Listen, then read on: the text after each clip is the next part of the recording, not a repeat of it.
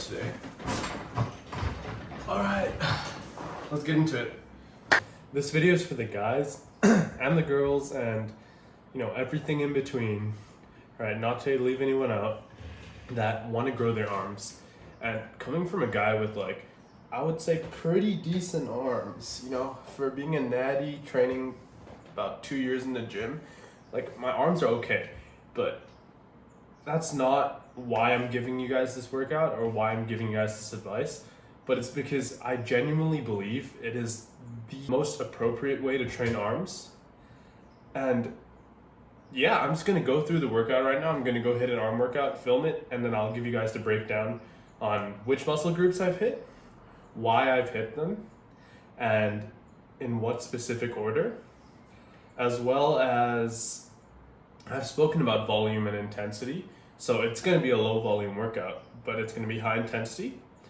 And also, like, just a little bit of anatomical, like, explanation, you know, brachioradialis, brachialis, short head of the tricep, and all these things. And yeah, I'm just going to go hit that now. And I will be back in, like, probably 4 minutes, 3 minutes, depending on my workout. It's probably just going to be a quick montage because I want to show off my filming skills as well.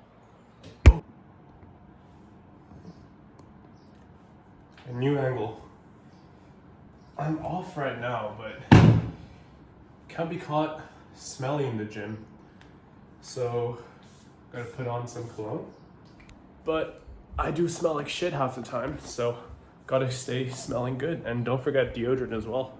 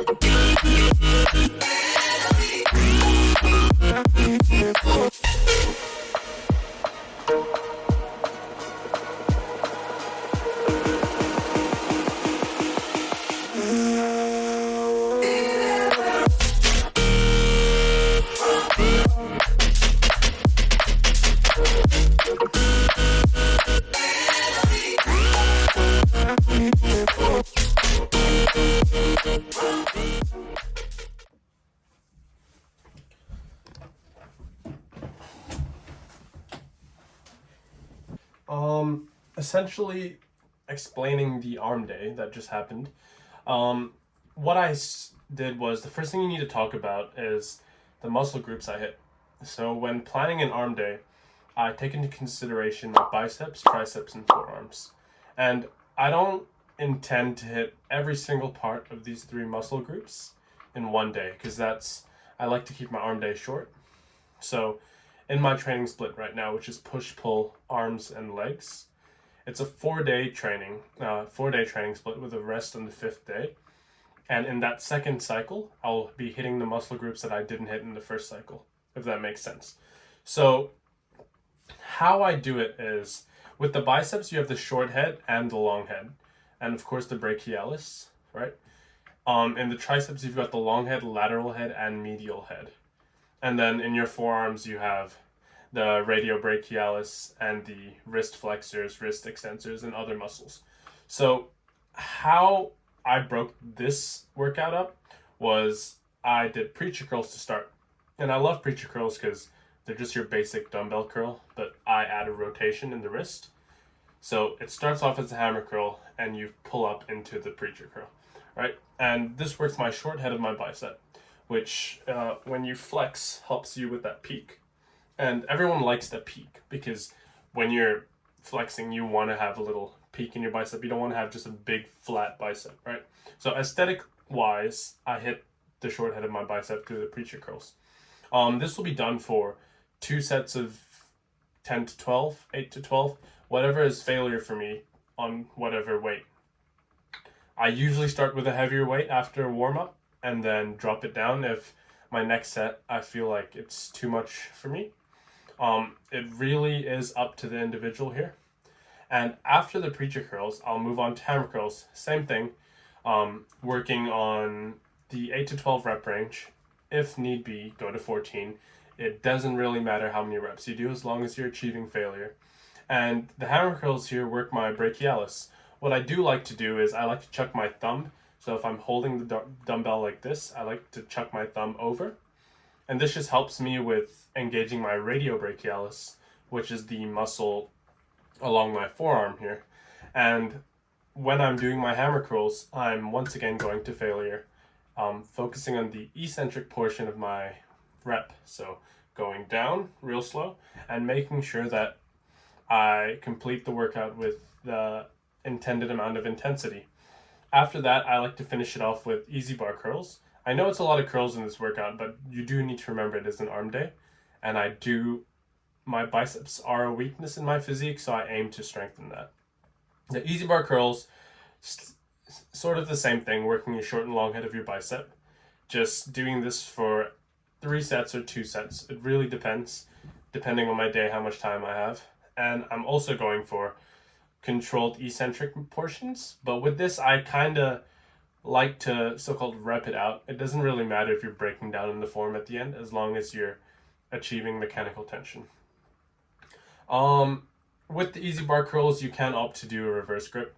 This just means that you're working your brachioradialis more, and it's just holding the bar like this instead of this. You'll still be curling, so you'll still be feeling your biceps. And this is just incorporating forearms into your exercises, because it's always important to incorporate forearms. You don't want to be that guy with skinny arms and then just have massive biceps, right?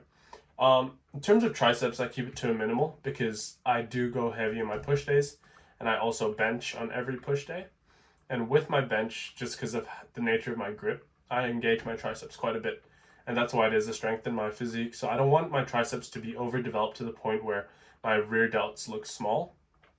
And personal choice. So if you want to do more tricep exercises, by all means, go ahead. Tricep pushdown was probably the main exercise I use. And it's easy for me to overload. You can use whichever grip you want. So V-bar, the rope, or straight bar. And depending on how you like to do your exercise, it just really depends. So with the rope, I feel like I get a better stretch. However, I can't load it as much. And because of my wrist, me breaking my wrist previously, it's quite painful for me to do the V-bar because I get like pains in my wrist. So I opt for the straight bar because I can ego lift on that as well, which I like to do with the tricep pushdown. And after the tricep pushdown, I go for katana extensions. Katana extensions engage all 3 heads of your tricep and is probably the best workout if you want something efficient. And finally, skull crushers. Skull crushers can be done multiple ways. My favorite way is with the easy bar on a bench and just leaning back and pushing it over your head like that. Once again, didn't do this in this workout. I opted for single arm tricep extensions. Works too. Really, you don't need to follow a workout strictly to the T. You just need to make sure you're hitting what you want to hit and taking into account what you've missed so you can hit it in your next training split or your next training cycle. Yeah, but that's basically the full breakdown of my arm day. I hope you guys enjoyed this video, and I'm sorry that it's like I'm filming this probably 5 or 6 months after I filmed the previous part of the video, But I just wanted to push it out because I didn't want to leave this edited video in my laptop. Follow the socials if you have any tips and tricks or if you like my content. If not, just scroll on. It doesn't really matter. Thank you so much.